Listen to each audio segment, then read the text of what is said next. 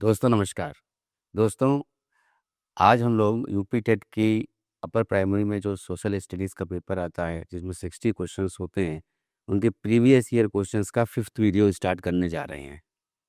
तो स्टार्ट करने से पहले आप लोगों से मेरा निवेदन है कि चैनल को सब्सक्राइब कर लीजिए, बेल आइकन दबा दीजिए, क्योंकि जैसे ही नया वीडियो अपलोड हो उसकी जानकारी आपको मिल जाए। स्टार्ट करते हैं। कौन सा विषय राज्य सूची में उल्लेखित नहीं है? अब यहाँ पर है which subject is not mentioned in the state list. तो राज्य सूची में कृषि राज्य सूची के अंतर्गत आता है, कानून व्यवस्था भी राज्य सूची के अंतर्गत आती है, नागरिकता ये केंद्र सूची का विषय है, केंद्र सूची का, और भूमि एवं राजस्व भी राज्य सूची का है। तो जैसा कि हम लोग को बताए 7वीं अनुसूची जो है उसमें 3 सूचियां हैं। केंद्र सूची जिस पर केंद्र सरकार कानून बना सकती है, राज्य सूची जिसमें राज्य सरकार कानून बना सकती है, और समवर्ती सूची जिस पर दोनों केंद्र सरकार और राज्य सरकार दोनों कानून बना सकती हैं। इसके अलावा एक अवशिष्ट सूची भी है जिस पर केंद्र सरकार कानून बनाती है, और ये अवशिष्ट सूची जो है ये साइबर कानून से संबंधित है। केंद्र सूची में वर्तमान में 100 विषय हैं, राज्य सूची में 61 विषय हैं, और समवर्ती सूची में 52 विषय हैं। समवर्ती सूची ये ऑस्ट्रेलिया के संविधान से ली गई है, इसको भी याद रखिएगा। और साथ में ये भी याद रखिएगा कि जो समवर्ती सूची है इसमें शिक्षा, ये बहुत पूछा जाता है एग्जाम में क्वेश्चन कि शिक्षा जो है, अब चूंकि शिक्षा से संबंधित ये एग्जाम है, तो शिक्षा जो है ये समवर्ती सूची का विषय है, पहले राज्य सूची के अंतर्गत आता था। नेक्स्ट आते हैं, when sports day is celebrated, खेल दिवस कब मनाया जाता है? खेल दिवस 29 अगस्त को मनाया जाता है। मेजर ध्यानचंद जी का जन्मदिन होता है इस दिन, और ध्यानचंद जी जो थे उनका जन्म जो है इलाहाबाद में या प्रयागराज में हुआ था, लेकिन बाद में जो है झांसी वो शिफ्ट हो गए थे। इनके पिता जो थे वो आर्मी में उस समय, जो ब्रिटिश आर्मी होती थी उसमें जो है काम करते थे। तो आंसर इसका हो जाएगा 29 अगस्त स्पोर्ट्स डे कहा जाता है।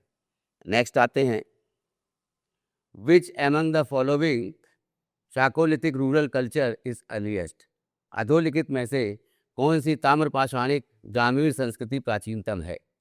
यहाँ पे 4 संस्कृति दे रखी हैं, जौरवे संस्कृति, मालवा संस्कृति, आहार संस्कृति और कायथा संस्कृति।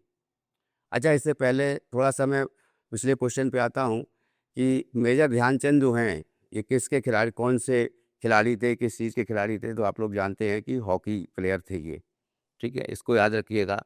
जौरवे संस्कृति, मालवा संस्कृति, आहार संस्कृति और कायथा संस्कृति में जो कायथा संस्कृति है ये सबसे पुरानी है। 2450 माफ लीजिएगा, 2450 से लेकर के 2000 ईसा पूर्व ये संस्कृति मानी गई है। उसके बाद में आहार संस्कृति आती है। आहार संस्कृति जो है ये 2100 से 1500 ईसा पूर्व मानी गई है। उसके बाद मालवा संस्कृति आती है। मालवा संस्कृति जो है ये 1700 से 1200 ईसा पूर्व बोली जाती है, 1200 ईसा पूर्व। और उसके बाद जौरवे संस्कृति आती है 1400 से 700 ईसा पूर्व। तो ये इनका अलग अलग संस्कृतियों का पीरियड है। तो सबसे पुरानी जो सभ्यता है, संस्कृति है, वो कायथा संस्कृति आती है। आंसर डी हो जाएगा इसमें। नेक्स्ट आते हैं, which event of the Buddha's life is depicted by the wheel in the Indian art, भारतीय कला में बुद्ध के जीवन की किस घटना का चित्रण चक्र द्वारा हुआ है? तो हम लोग जानते हैं धम्म चक्र प्रवर्तन बोला गया था जब इन्होंने पहला उपदेश सारनाथ में दिया था। तो आंसर इसका हो जाएगा फर्स्ट सेरेमन सेरेमन प्रथम उपदेश सारनाथ में दिया था, उसको धम्म चक्र प्रवर्तन बोला गया था। धर्म चक्र प्रवर्तन। इसके अलावा संबोधि, इनको जब ज्ञान प्राप्त हुआ था, इन्होंने 29 वर्ष की आयु में गृह त्याग किया था, और उसके बाद जो है 6 वर्ष की घोर तपस्या के बाद में 35 वर्ष की आयु में 35 वर्ष की आयु में इनको निरंजना नदी के तट पर पीपल वृक्ष के नीचे जो है ज्ञान प्राप्त हुआ था। और वैशाख पूर्णिमा उस दिन मनाई जाती है। और 35 वर्ष की आयु में जब इन्होंने ज्ञान प्राप्त किया था, तो इसे ज्ञान प्राप्त के बाद में जब पहला उपदेश दिया उन्होंने सारनाथ में जाकर के, ये गया में इन्होंने ज्ञान प्राप्त किया था, याद रखिएगा, गया में। उसके बाद महाभिनिष्क्रमण, महाभिनिष्क्रमण जो है ये 29 वर्ष में जब गृह त्याग किया था, तो ये महाभिनिष्क्रमण कहा गया था। उसके बाद निर्वाण जो है महापरिनिर्वाण के नाम से जाना गया। महापरिनिर्वाण जो है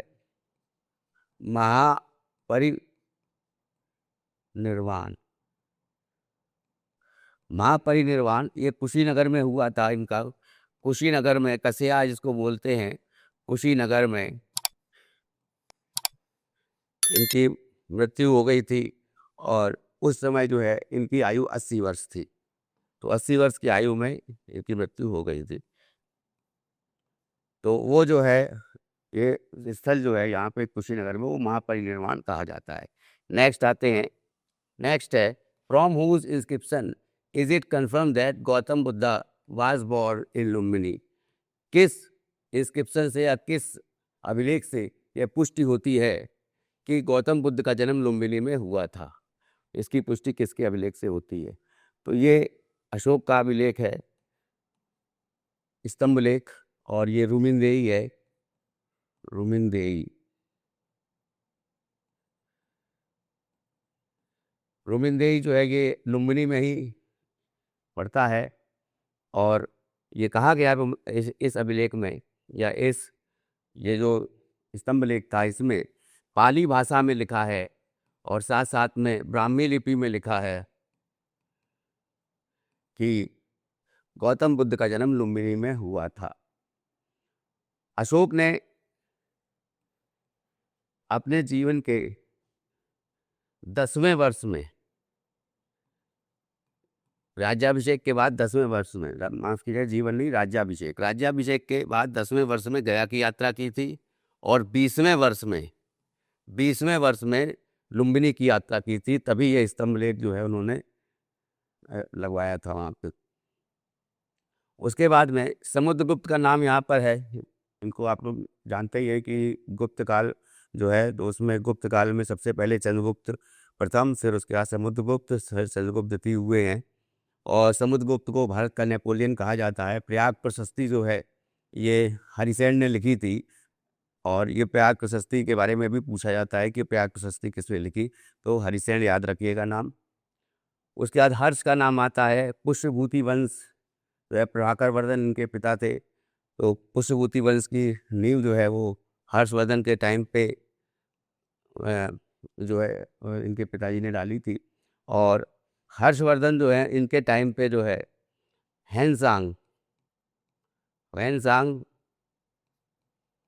भारत आया था, जो कि नालंदा यूनिवर्सिटी में बौद्ध दीक्षा लेने के लिए आया था। नालंदा यूनिवर्सिटी जो है ये भी पूछा जाता है कि किसने बनवाई थी, तो ये कुमारगुप्त शासक था गुप्त काल में, कुमारगुप्त हुआ। चंद्रगुप्त द्वितीय के बाद कुमारगुप्त, और कुमारगुप्त ने जो है नालंदा यूनिवर्सिटी की स्थापना करवाई थी। यहाँ पे पुलकेशिन द्वितीय का भी नाम आता है। पुलकेशिन द्वितीय का ऐहोल अभिलेख है, ये क्वेश्चन पूछा जाता है, इसको भी याद रखिएगा। रवि कीर्ति ने ऐहोल अभिलेख लिखा है, जिसमें ये वर्णन किया है कि हर्षवर्धन और पुलकेशिन द्वितीय के बीच में नर्मदा नदी के तट पर युद्ध हुआ। उत्तर से हर्षवर्धन और दक्षिण से पुलकेशिन द्वितीय ये आया। और उसके बाद जब इनमें जो युद्ध हुआ, और युद्ध दोनों के बाद में पुलकेशिन द्वितीय जो है विजयी रहा। और विजयी होने के बाद में जो राजधानी थी वातापी, तो चालुक्यों की राजधानी तो ये चालुक्य था, पुलकेशिन थी, तो उसके बाद उसको वातापी कोंड कहा गया। इसको भी याद रखिएगा। नेक्स्ट आते हैं, which one of the following sites is famous for the pre historic painting. निम्नलिखित में से कौन सा स्थल प्रागैतिहासिक चित्रकला के लिए प्रसिद्ध है। इसमें 4 स्थल दे रखे हैं, अमरावती, सांची, भीमबेटका और बाग। अमरावती में स्तूप है, और ये स्तूप गौतमी पुत्र सतकर्णी, याद रखिएगा, गौतमी पुत्र सतकर्णी, गौतमी पुत्र सतकर्णी ये सातवाहन शासक था जिसने ये स्तूप का निर्माण करवाया था। सांची में भी स्तूप है, सांची में जो स्तूप है वो अशोक ने निर्माण करवाया। अमरावती जो है ये आंध्र प्रदेश में है, और सांची जो है ये मध्य प्रदेश के रायसेन जिले में पड़ता है, रायसेन।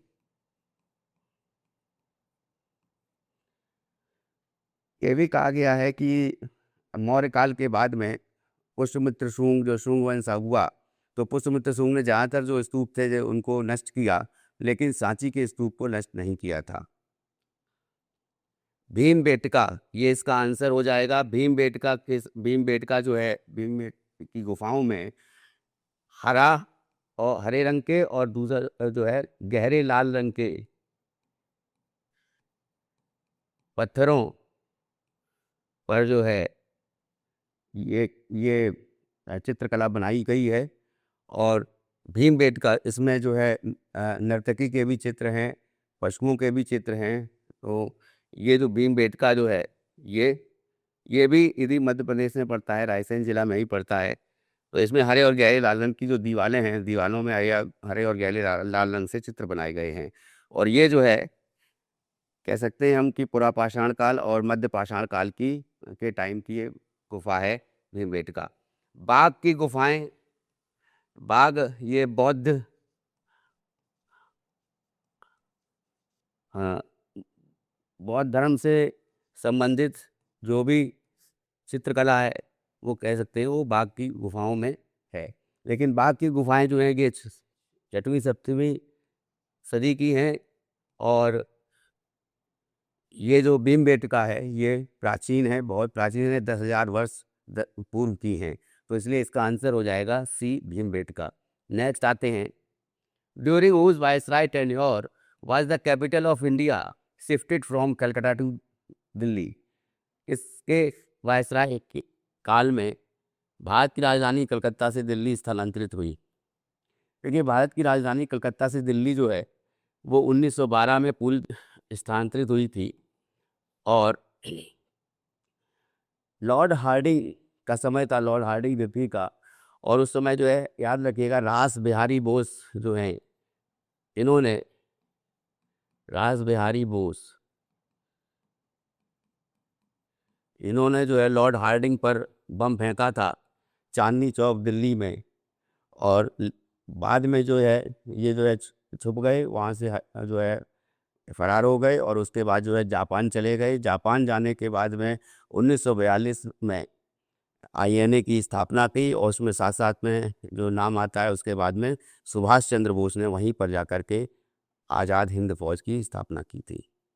तो पहले रास बिहारी बोस का नाम आता है, फिर उसके बाद सुभाष चंद्र बोस का नाम आता है। तो सुभाष चंद्र बोस जो हैं उन्होंने आईएनए की स्थापना जो है एक तरह से आज़ाद हिंद फौज की स्थापना सिंगापुर में की थी, ये याद रखिएगा। जापान में सबसे पहले जो है सुभाष चंद्र बोस जब 1943 में जब इनको नज़रबंद कर दिया गया था घर में, और तब उन्होंने जो है यहाँ से वो जर्मनी गए, और जर्मनी में हिटलर से मिले। हिटलर से मिलने के बाद में वहाँ से जो है ये जापान आए, और जापान में जो है जाकर के ये रास बिहारी बोस से मिले थे। फिर है इसमें आंसर हो जाएगा लॉर्ड हार्डिंग तृतीय। तो 1911 में ये घटना घटी थी, लॉर्ड हार्डिंग पर बम फेंका गया था रास बिहारी बोस द्वारा, और 1912 में कलकत्ता से दिल्ली जो है वो ट्रांसफ़र हो गई थी राजधानी।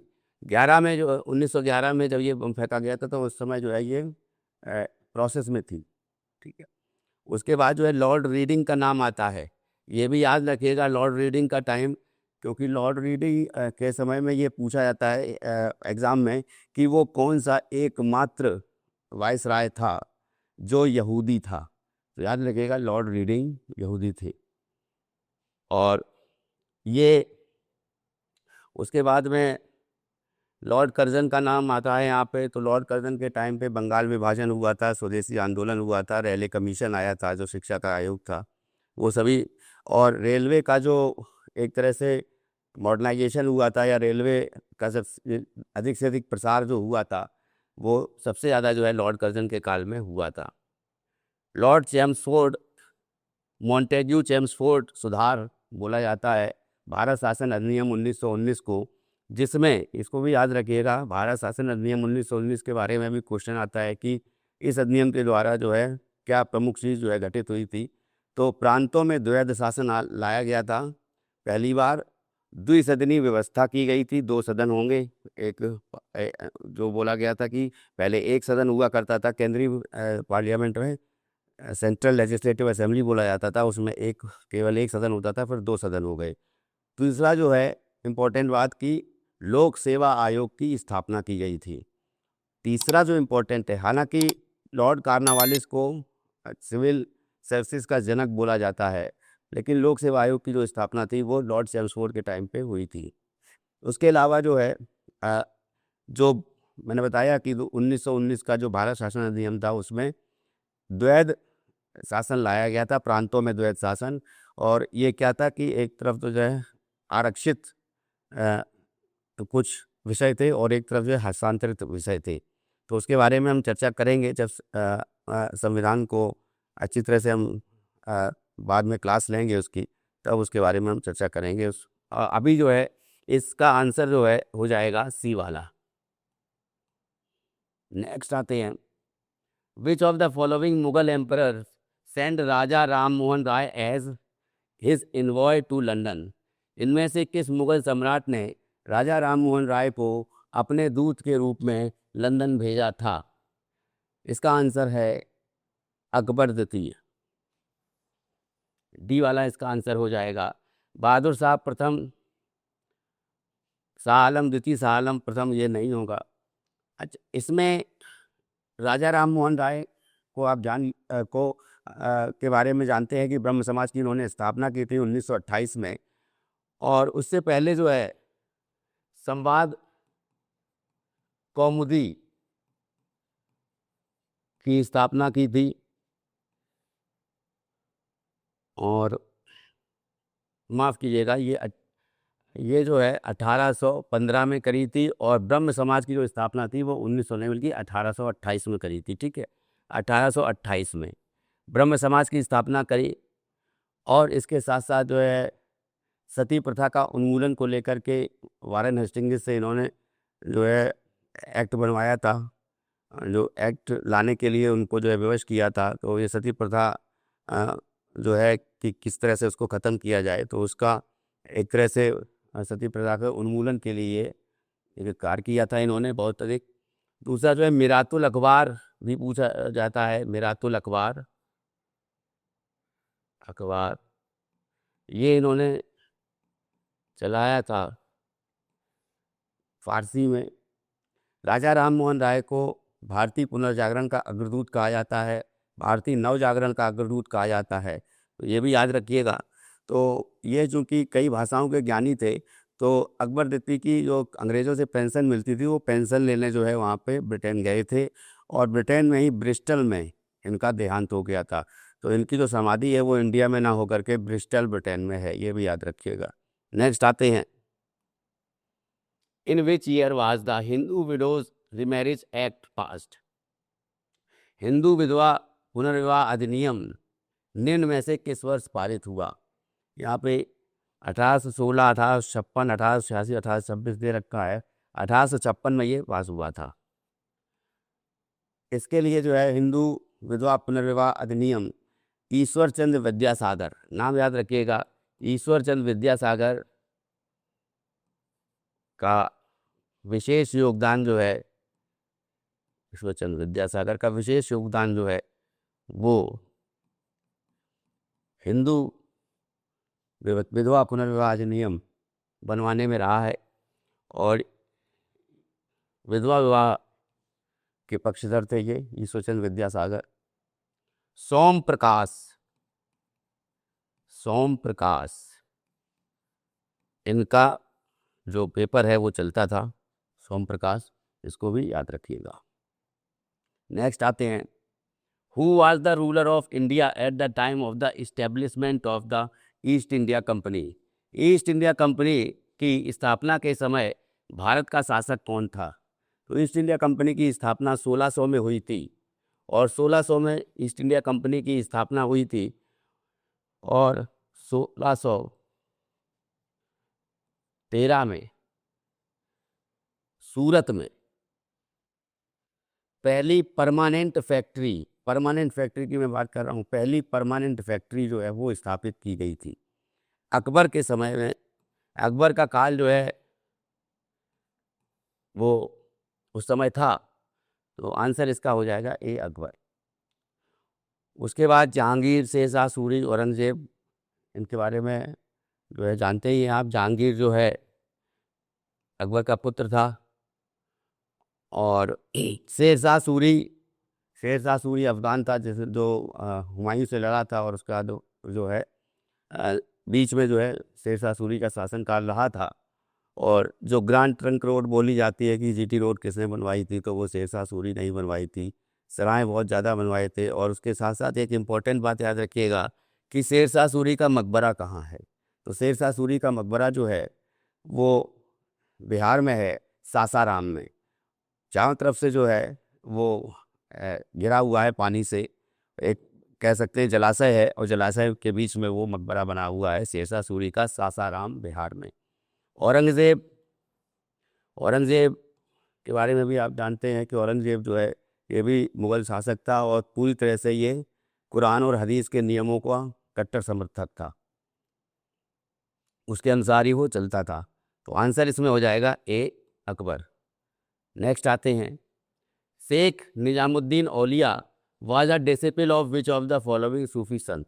शेख निजामुद्दीन औलिया इनमें से किस सूफी संत के शिष्य थे? तो शेख निजामुद्दीन औलिया पहले तो ये चिश्ती सिलसिला जो है उसके ये मानने वाले थे, और ये बाबा फरीद गंज ए शकर, बाबा फरीदुद्दीन गंज ए शकर, बाबा फरीदुद्दीन गंज ए शकर, इनके जो है शिष्य थे।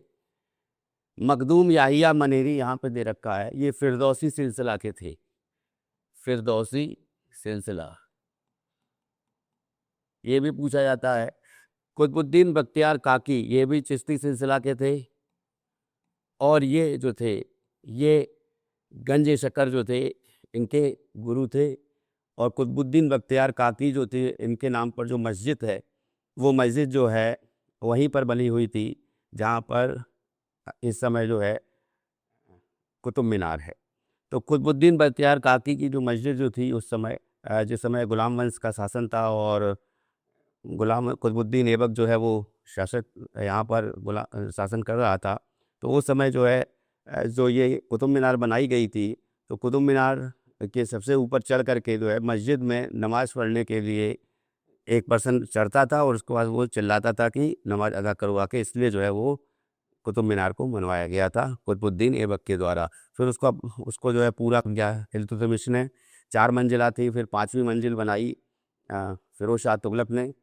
ये भी याद रखिएगा। कुतुबुद्दीन बख्तियार काकी ये मोइनुद्दीन चिश्ती के शिष्य थे। मोइनुद्दीन चिश्ती किसके साथ भारत आए थे, ये भी क्वेश्चन पूछा जाता है। तो ये महमूद गजनवी जो था उसके शासनकाल में, उसको वो जब इंडिया पर आक्रमण किया था, तो तब जो है कुतुबुद्दीन जो सॉरी माफ़ कीजिएगा, चिश्ती सिलसिला के जो प्रमुख रहे मोइनुद्दीन चिश्ती, ख्वाजा गरीब नवाज जिनके अजमेर में दरगाह है, तो वो गजनवी के साथ में भारत आए थे।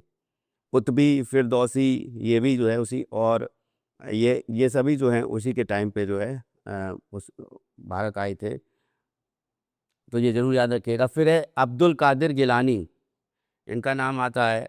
अब्दुल कादिर गिलानी ये नक्शबंदिया सिलसिला से थे, तो आंसर इसका हो जाएगा बी। नेक्स्ट आते हैं, Hyderabad is situated on the bank of which river? Hyderabad किस नदी के किनारे स्थित है? हैदराबाद मूसी नदी के किनारे स्थित है। आंसर हो जाएगा ए वाला, मूसी नदी। याद जरूर कर लीजिए, जो भी नगर हैं देश में, जितने भी शहर हैं, वो किसके किनारे बसे हुए हैं, किस नदी के किनारे बसे हुए हैं, ये जरूर जान लीजिए। क्वेश्चन आएगा ही आएगा इनमें से।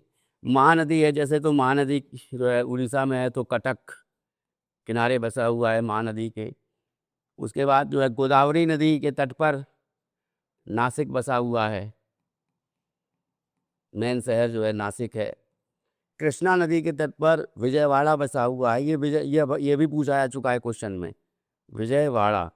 ये पीसीएस में भी आ चुका है प्रीवियस ईयर्स में। विजयवाड़ा शहर जो है ये कृष्णा नदी के किनारे बसा हुआ है।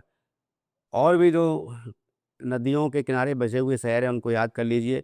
हमारे व्हाट्सएप ग्रुप से जुड़ जाइए, उसका लिंक जो है डिस्क्रिप्शन में दे रखा है। सभी सोशल मीडिया के लिंक्स डिस्क्रिप्शन में दे रखे हैं। हमारा ऐप, वेबसाइट, उसके भी लिंक दे रखे हैं डिस्क्रिप्शन में। उससे जुड़ कर के आप जो है हमसे नोट्स भी है वो फ्री में ले सकते हैं। मैं जो है आप व्हाट्सएप ग्रुप के माध्यम से भी आप जब जुड़ेंगे तो निश्चित बात है आप देखेंगे कि मैं जो भी ये वाला जो जैसे किस नदी के किनारे कौन सा शहर बसा हुआ है, इसको आज ही मैं आपको सेंड कर दूंगा व्हाट्सएप पर। नेक्स्ट आते हैं। नेक्स्ट है which two planets do not have any natural satellite? वह दो ग्रह जिनके उपग्रह नहीं हैं, है तो दो ग्रह जिनके उपग्रह नहीं हैं वो हैं बुध और शुक्र, मरकरी एंड वीनस। बी वाला इसमें आंसर हो जाएगा। ये भी याद रखिए कि वो कौन से दो ग्रह हैं जो क्लॉकवाइज रोटेट करते हैं, यानी क्लॉकवाइज जो है वो अपना चक्कर लगाते हैं अपना। ठीक है, तो इसमें जो है क्लॉकवाइज रोटेट करने वाले यूरेनस है और यही शुक्र कह सकते हैं इसको, वीनस है। बोर का तारा वीनस को कहा जाता है। सवेरे आप देखते हैं तो वीनस सबसे तेज चमकता हुआ दिखाई देता है अर्थ से, हम यहाँ से। और जुपिटर सबसे बड़ा प्लैनेट है और सबसे ज़्यादा जो है उपग्रह जो हैं वो भी जुपिटर के हैं, सबसे ज़्यादा सैटेलाइट्स है। फिर सैटर्न का नाम आता है जिसके सबसे ज़्यादा उपग्रह हैं। नेक्स्ट आते हैं। Which of the following regions is known as the orchid of the world? निम्नलिखित में से किस क्षेत्र को विश्व का फलोद्यान कहा जाता है? भूमध्य सागरीय क्षेत्र, भूमध्य रेखीय क्षेत्र, सवाना क्षेत्र और टुंड्रा क्षेत्र, चार दे रखे हैं। भूमध्य सागरीय जलवायु, याद रखिएगा इसको, जो यही जलवायु जो जहाँ जहाँ भूमध्य सागरीय जलवायु होती है या जो क्षेत्र होता है वो होता है 30 से 45 डिग्री अक्षांश के बीच का। तो ये इसके बीच में जो भी देश आते, खास तौर से मेनली तो भूमध्य सागर के आसपास के देश हो गए, तो जैसे मोरक्को हो गया, ट्यूनीशिया हो गया, तो ये सभी जो हैं वो ऊपर के अफ्रीका के देश हैं, वो सभी जो हैं भूमध्य सागरीय जलवायु में आते हैं। इटली भी होता है, वही भी आता है। और जितने भी, और इसमें इसकी खास पहचान ये है कि शीत ऋतु में भूमध्य सागरीय जलवायु में वर्षा होती है। शीत ऋतु में वर्षा अगर होगी तो समझ लीजिएगा भूमध्य सागरीय जलवायु है। जितने भी साइट्रस फल हैं, या कह सकते हैं कि जो जिनमें जूस ज़्यादा होता है, ऐसे फल जो भी हैं, चाहे वो संतरा हो जाए या चाहे वो जो कह सकते हैं कि अंगूर हो जाए, तो ये सभी जो हैं साइट्रस फ्रूट जितने भी हैं वो सभी यहाँ पे भूमध्य सागरीय जलवायु में पाए जाते हैं। तो वहाँ भूमध्य सागरीय क्षेत्र जो है ये 30 से 45 के बीच में पड़ता है। विश्व का फलोद्यान इसीलिए इसको कहा जाता है। भूमध्य रेखीय क्षेत्र या भूमध्य रेखीय जलवायु जो वहाँ होती है जहाँ पे 0 डिग्री इक्वेटर या भूमध्य रेखा के आसपास का जो क्षेत्र होता है, 23.5 डिग्री नीचे 23.5 डिग्री ऊपर मकर रेखा से कर्क रेखा के बीच था। उसके बाद सवाना जलवायु, ये अफ्रीका में पाई जाती है, ईस्ट अफ्रीका में। ये बल्कि कह सकते हैं नॉर्थ ईस्ट या नॉर्थ वेस्ट अफ्रीका पूरा जो है वो कवर होता है सवाना जलवायु से। तो सवाना घास के मैदान भी जो है वो यहीं अफ्रीका महाद्वीप में पाए जाते हैं। टुंड्रा जलवायु या टुंड्रा क्षेत्र वो क्षेत्र होता है जो बर्फ़ से ढका हुआ क्षेत्र होता है। ऊपर पहाड़ों में बर्फ़ से ढका हुआ क्षेत्र जो है वो टुंड्रा क्षेत्र कहलाता है। नेक्स्ट आते हैं। Which one of the following is the largest desert in the world? सबसे बड़ा जो रेगिस्तान है विश्व का वो कौन सा है? निम्नलिखित में से कौन सा संसार का सबसे बड़ा मरुस्थल है? तो सहारा है, सभी जानते हैं। सहारा मरुस्थल ये जहाँ पे सवाना जलवायु पाई जाती है, तो सवाना घास के मैदान है, उस वहीं पे जो है सहारा मरुस्थल भी जो है, तो ये उत्तरी अफ्रीका में पड़ता है। वर्ल्ड ज्योग्राफी जब पढ़ाएंगे तो उसको डिटेल में आपको समझाएंगे कहाँ कहाँ पे कौन कौन सा मरुस्थल है। गोबी मरुस्थल ये मंगोलिया और चाइना, चीन के बीच सीमा बनाता है। कालाहारी मरुस्थल ये बोत्सवाना, नामीबिया, ये सभी देश जो है ये अफ्रीका देश हैं, और दक्षिण अफ्रीका, इन तीनों के की बाउंड्री को टच करता है, या इन तीनों देशों में फैला हुआ है कालाहारी मरुस्थल। उसके बाद थार मरुस्थल इंडिया पाकिस्तान के बीच में, थार मरुस्थल राजस्थान में है। जैसलमेर, बाड़मेर, बीकानेर जो राजस्थान के ज़िले हैं वो इसी में आते हैं, थार मरुस्थल में आते हैं। नेक्स्ट आते हैं, नेक्स्ट है a pie chart is useful for? वृत्त आरेख उपयोगी है। वृत्त आरेख आप लोग जानते थे, पहली वृत्त लिख दिया है यहाँ पर। तो पाई चार्ट कहने का मतलब है गोले हो, तो मान लीजिए पूरा गोला है, उसमें किसी भाग को दर्शाना है, इस तरह से मान लीजिए दर्शाया जाता है। 1/5 पार्ट हो गया ये। तो अलग अलग जो है एक तरह से जब भी किसी चीज़ को दर्शाना होता है, कि मान लीजिए जैसे गैसेस हैं, एटमॉस्फेयर में गैसेस हैं, तो वो भी इसी पाई चार्ट के माध्यम से दर्शाई जाती है। तो पोर्शन होता है समग्र का, टोटल का पोर्शन, ठीक है। तो यहाँ पे एक प्रतिरूप को प्रदर्शित करने के लिए डिस्प्ले द पैटर्न नहीं, टू कंपेयर डिफरेंट क्वांटिटीज़ जो है उनको विभिन्न मात्राओं को तुलना करने के लिए ये भी नहीं होगा।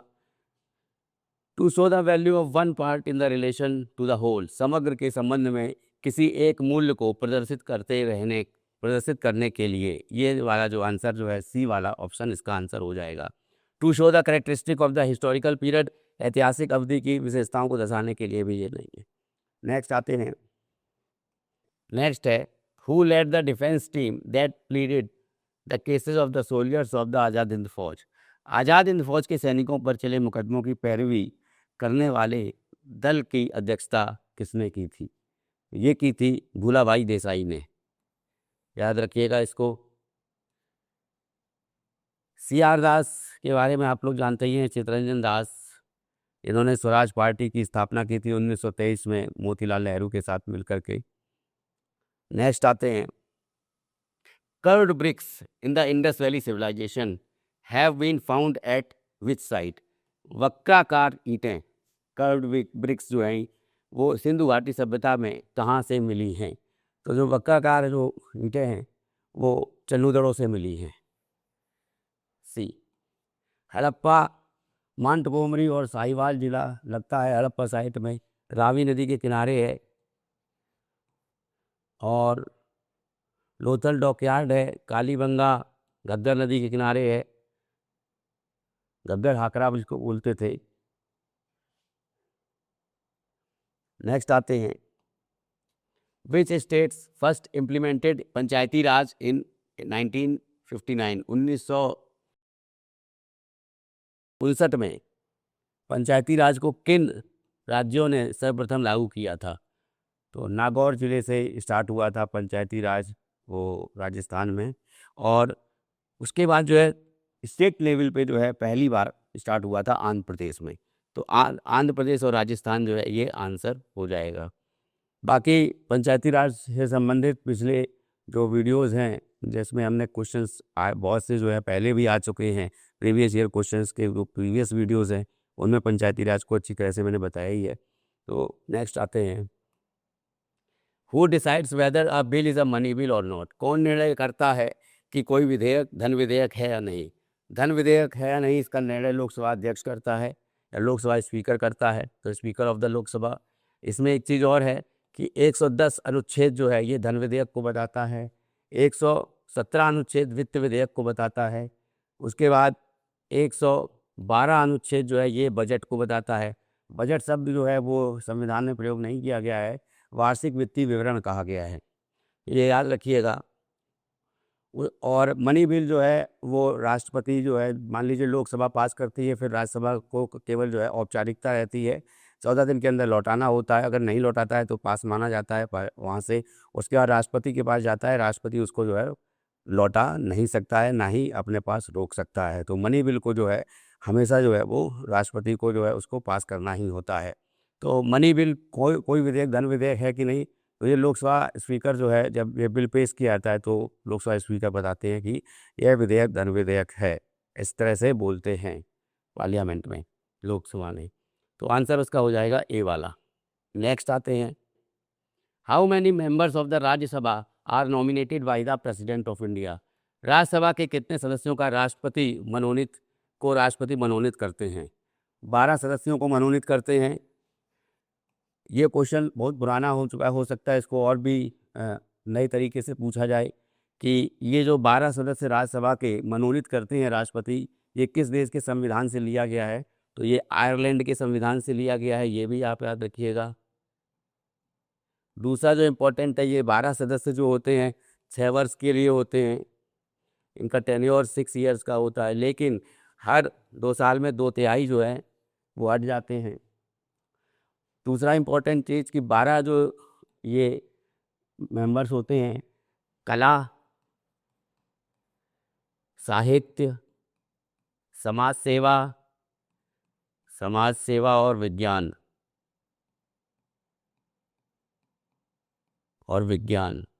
इन 4 क्षेत्रों से ये लिए जाते हैं। तो ये प्रेसिडेंट के द्वारा जो है मनोनीत किए जाते हैं 12 सदस्य। नेक्स्ट आते हैं, who build the great centre of learning Vikramshila Mahavihara. निम्नलिखित में से किसने शिक्षा के लिए एक महान केंद्र विक्रमशिला महाविहार का निर्माण करवाया था? ये करवाया था धर्मपाल ने। और ये क्या हुआ था कि नालंदा जो यूनिवर्सिटी थी, वो उसकी जो स्टेटस ऑफ एजुकेशन है, जो शिक्षा का स्तर था, वो गिरने लगा था। उसको ध्यान में रखते हुए विक्रमशिला महाविहार का निर्माण जो है ये धर्मपाल ने करवाया था। गोपाल पाल वंश का जो सबसे पहले संस्थापक था, पश्चिम बंगाल में पाल वंश था, याद रखिएगा, पाल वंश पश्चिम बंगाल में। और पाल के बाद सेन वंश भी जो है पश्चिम बंगाल में आया। तो हर्षवर्धन की बात हो रही है यहाँ पे। बालादित्य ये गुप्त काल में शासक था, बालादित्य। नेक्स्ट आते हैं, which of the following is an example of dormant volcano. निम्न में से कौन शांत या सुप्त ज्वालामुखी का उदाहरण है? देखिए, ज्वालामुखी जो है वो 3 तरह के होते हैं। एक तो होता है कि एक्टिव वोल्केनो, जिसको कहते हैं कि सक्रिय ज्वालामुखी, जो बार बार हमेशा जो है हर अंतराल पे जो है वो उद्गार होता रहता है उसका। तो और दूसरा जो होता है सुप्त या प्रसुप्त ज्वालामुखी, कि जो कुछ टाइम के लिए जो है, कुछ टेन्योर के लिए 2-4 साल के लिए, जहाँ पे जो है ज्वालामुखी का उद्गार नहीं हुआ है, लेकिन हर 2-4-5 साल बाद या 6 साल बाद, आने वाले 10 साल बाद मान लो हो जाएगा, उद्गार होता है। तो ऐसे को बोलते हैं सुप्त ज्वालामुखी या शांत ज्वालामुखी। और तीसरा होता है विलुप्त ज्वालामुखी, जो कभी भी उद्गार जिसका होना जो है संभव नहीं है, तो ऐसे ज्वालामुखी बोलते हैं जो विलुप्त ज्वालामुखी। तो इसमें डोरमेंट वोल्केनो जिसको कहते हैं, तो इसमें शांत ज्वालामुखी कौन सा है? तो माउंट किलिमंजारो यही शांत ज्वालामुखी है। माउंट किलिमंजारो ये नामीबिया में है। और वेसुवियस ये इटली में नेपल्स राज्य में है, और वहाँ पर नेपल्स की का जो एक तरह कह सकते हैं कि खाड़ी है, वहाँ पर ये वेसुवियस ज्वालामुखी है। ककताओ इंडोनेशिया में है। और इंडोनेशिया में ये जो जावा और सुमात्रा जो द्वीप हैं उनके बीच में है। स्ट्राम्बोली ये लिपारी द्वीप पर है, इटली में, ये भी लिपारी द्वीप पर है। लिपारी द्वीप। नेक्स्ट आते हैं, तो इसका आंसर हो जाएगा ए वाला, mount Kilimanjaro. Next, operation flood is related to, operation flood किससे संबंधित है? तो ऑपरेशन फ्लड हम लोग जानते हैं कि ये दुग्ध उत्पादन से संबंधित है, दूध का उत्पादन हुआ तो मिल्क प्रोडक्शन से संबंधित है। आंसर इसका हो जाएगा बी। रेशम उत्पादन, ये सेरीकल्चर को बोला जाता है, सेरीकल्चर। जितने भी टाइप के कल्चर है उनको जरूर आप याद कर लीजिएगा। जैसे पिसीकल्चर है तो मत्स्य उत्पादन को बोला जाता है, हॉर्टिकल्चर बागवानी को बोला जाता है, एक्वाकल्चर जो है जो पानी में जो खेती की जाती है उसको बोला जाता है। तो सिल्क, सिल्क हो गया। अच्छा, इसमें ऑपरेशन फ्लड जो है ये वर्गीस कुरियन जो थे उन्होंने स्टार्ट किया था, याद रखिएगा, भारत में डॉक्टर वर्गीस कुरियन। और अमूल आनंद करके जो कंपनी थी वहाँ पे स्टार्ट हुआ था, अमूल आनंद मिल्क यूनियन लिमिटेड, ये इसका फुल फॉर्म है अमूल का। तो यहीं पर जो है आनंद जगह का भी नाम है, आनंद जगह में जो है गुजरात में ये दूध की क्रांति हुई थी। और उसके बाद जो है जो इंडिया का जो मिल्क प्रोडक्शन का जिसको कह सकते हैं कि वर्ल्ड में, वो इंडिया जो है इस समय जो है फर्स्ट पोजीशन पे आ गया है मिल्क प्रोडक्शन में। नेक्स्ट आते हैं, the core of the earth in mainly composed of which of the following element, पृथ्वी की आंतरिक संरचना में क्रोड का निर्माण निम्न में से किन तत्वों द्वारा हुआ है? तो जैसा कि हम लोगों को पता है, अगर हम पृथ्वी में क्रस्ट को देखें तो क्रस्ट जो है 0 से 100 किलोमीटर के बीच में है। फिर उसके बाद मेंटल आता है, मेंटल जो है ये 100 से 2900 किलोमीटर के बीच में है, अंदर अर्थ के अंदर में। कोर आता है, कोर ये 2900 से 6400 ले लेंगे या 6371 किलोमीटर के बीच में है। तो यहाँ पर जो है, अब इसमें सियाल, मैंने बताया था एक दिन, सियाल पिछले क्लास में बता चुका हूँ, सिलिकॉन और एल्युमिनियम क्रस्ट में होते हैं, सीमा सिलिकॉन और मैग्नीशियम ये मेंटल में होते हैं, कोर में नीफे निकल और आयरन होते हैं, फेरस। तो इसमें हो जाएगा आयरन और निकल, सी वाला ऑप्शन जो है ये सही हो जाएगा, क्योंकि इसमें जो है क्रोड पूछा गया है कोर में। नेक्स्ट आते हैं, who was the first women president of the Indian national Congress, भारतीय राष्ट्रीय कांग्रेस की प्रथम महिला अध्यक्ष कौन थी? तो 1917 में प्रथम महिला अध्यक्ष बनी थी एनी बेसेंट। इन्होंने थियोसॉफिकल सोसाइटी की भी स्थापना की थी, होम रूल लीग की भी स्थापना की थी, और इनके बारे में जो है पहले भी मैं क्लास में बता चुका हूँ। तो अभी इसको इनके बारे में जो है आप बस इतना ही जानिए कि इन्होंने जो है थियोसॉफिकल सोसाइटी की स्थापना भारत में की थी। और थियोसॉफिकल सोसाइटी को लेकर के ये भी जान लीजिए कि ये जो संस्था थी ये हिंदू धर्म को प्रोत्साहन देने के लिए, जो प्रचार प्रसार करने के लिए थी। और अडेयार जो है इसका जो है मुख्यालय था। अब सुचेता कृपलानी ये उत्तर प्रदेश की पहली महिला मुख्यमंत्री थी, तो पूरे भारत में जो है पहली महिला मुख्यमंत्री बनी थी सुचेता कृपलानी। राजकुमारी अमृत कौर ये पहली ऐसी मिनिस्टर थी जो जवाहरलाल नेहरू की गवर्नमेंट में पहली महिला मिनिस्टर रही थी। तो राजकुमारी अमृत कौर जो हैं ये फूड एंड एग्रीकल्चर मिनिस्ट्री इनके पास थी। और नेल्ली सेन गुप्ता ये भी कांग्रेस की लीडर थी। फॉरेन से पहले ये जो है इंडिया में नहीं आई थी, लेकिन जब इंडिया में आ गई थी तो इनका नाम नेल्ली सेन गुप्ता हो गया था, और ये कांग्रेस की ही एक लीडर थी। और इन्होंने कांग्रेस की अध्यक्षता की थी 1933 में। 1933 में कांग्रेस की अध्यक्षता की थी, प्रेसिडेंट बनी थी कांग्रेस की। तो आज के जितने भी मैंने क्वेश्चन बताए हैं उनको आप ज़रूर एक बार फिर से देख लीजिएगा ताकि रिवाइज हो जाएं। नेक्स्ट क्लास में प्रीवियस ईयर क्वेश्चंस जो भी अभी बकाया हैं वो सभी मैं करवाऊंगा, और उसके बाद जो है एक सीरीज़ जो है वो चलेगी कि प्रैक्टिस सेट की सीरीज़ चलेगी। तो डेली जो है कम से कम 30-35 ऐसे क्वेश्चन जो है ताकि वीडियो जो है ज़्यादा लंबा भी ना रहे और आपको जो है समझ में भी आ जाए और आपको जो है जो वीडियो का जो लेंथ है वो भी कम रहे। तो 45 से 1 घंटे तक का वीडियो मैक्सिमम रह सकता है, उससे ऊपर नहीं जाएगा। ठीक है, तो ये मैं ध्यान में रखूँगा और आप लोग से विशेष आग्रह फिर से है कि चैनल को सब्सक्राइब कर लीजिए, बेल आइकन दबा दीजिए, जो भी अभी नए हैं चैनल पे, तो जैसे ही नया वीडियो अपलोड हो उसकी जानकारी आपको मिल जाए।